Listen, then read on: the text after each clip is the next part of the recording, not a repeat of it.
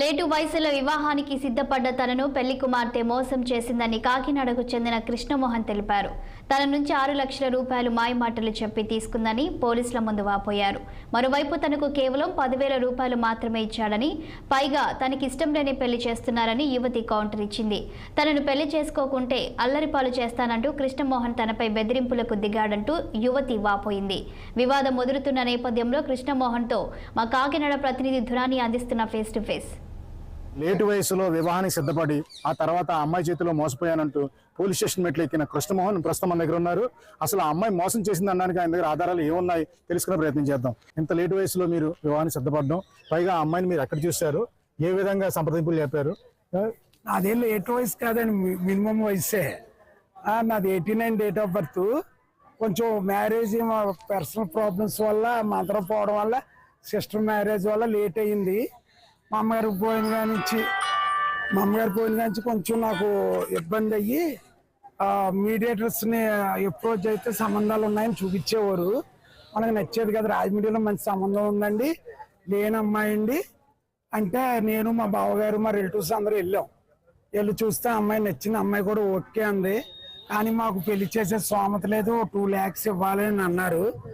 మేము తర్వాత చెప్తా ఉంటే అలా పిన్ని గారు కాదండి, అమ్మాయి మనసు మారిపోతుంది, ఈ రోజే నిర్ణయం చెప్పండి అంటే, సరే మా బావగారు ఏమన్నారంటే 2 lakhs కదా ఇచ్చేద్దాం అన్నారు. అప్పుడు చీరలు కొనాలంటే రాజమండ్రి ఆర్టీసీ కాంప్లెక్స్ ఎదురుగుండా బట్టల షాప్లో 25,000 రూపాయల చీరలు, వడ్డానాలు అవన్నీ తీసుకున్నాం. వీళ్ళందరూ అక్కడికి వచ్చారు, వాళ్ళ వీడియో ఎవిడెన్స్ ఉంది. శుభమస్తు షాప్లో పెద్ద షోరూంలోనే అక్కడ తీసుకున్నాం. అన్ని బిల్స్ అయ్యి ఉన్నాయి. అక్కడ ముహూర్తం నిశ్చితార్థం ఖర్చు నిమిత్తం 15,000 ఇమ్మన్నారు, 15,000 కూడా ఇచ్చారు. ఇప్పుడు ఆ అమ్మాయి అయితే కనుక ఎస్పీ పోలీస్ కంప్లైంట్ ఇవ్వడానికి సిద్ధపడ్డది.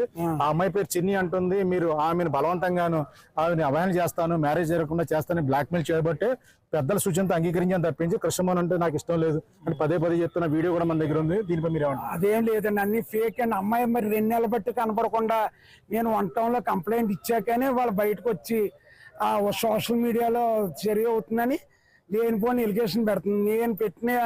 నేను చెప్పినవి విత్ ఎవిడెన్స్ 1 townలో ఇచ్చానండి. నేను అమ్మాయి దగ్గర ఏ ఎవిడెన్స్లు ఉన్నాయో పెట్టమనండి. న్యాయ వ్యవస్థ ఎవరి న్యాయం ఉంటే వాళ్ళు చేస్తుంది. కేవలం మీరు 10,000 రూపాయలు అంటే 8,000 రూపాయలు సెల్ ఫోన్ కొనుక్కోవడానికి 2,000 రూపాయలు క్యాష్ ఇచ్చారని, 6 లక్షలు అని చెప్పి మీరే బ్లాక్ మెయిల్ చేస్తున్నాను అమ్మాయి అంటుంది. నాకు అన్ని 6.5 లక్షలు ఇచ్చిన ఎవిడెన్స్లు ఉన్నాయి సార్. వాళ్ళ ఇంటికి వచ్చిన క్యాష్ పట్టుకెళ్ళిన డబ్బు, గోల్డ్ చైన్ కొన్నాయి, వాళ్ళు తీసుకెళ్ళి వాళ్ళ అన్నారు. ఈ అమ్మాయి వచ్చి పర్సనల్ గా నేను సెల్ ఫోన్ అది కొనుక్కుంటా అంటే ఆ రోజున అకౌంట్లో 8,000 ఉండబట్టి చేశాను. 24,000 మా ఫ్రెండ్ చెలపతి స్వయంగా క్యాష్ ఇచ్చాడు. అన్ని ఎవిడెన్స్లు ఉన్నాయి. అక్కడ శుభమస్తులు వీళ్ళందరూ వచ్చి బట్టలు కొనుక్కున్నారో లేదు మీకు వీడియో ఎవిడెన్స్ ఉంటుంది. 23/6 మధ్యాహ్నం 3:30కు వచ్చారు ఈ 10 మంది. వివాహం పేరు మీద అబ్బాయి మోసం చేశాడని చెప్పేసి అమ్మాయి అంటుంది. ఈ అబ్బాయి మోసం చేశాడని అబ్బాయి ఈ యువకుడు అంటున్నాడు. వాస్తవానికి అయితే కనుక ఎవరెవరికి మోసం చేశారన్న మాత్రం పోలీసులే తేల్చి చెప్పాలి. వీడి జర్నలిస్ట్ చిన్నితో నదీం కందురని, కాకినాడ. మెహబూబాబాద్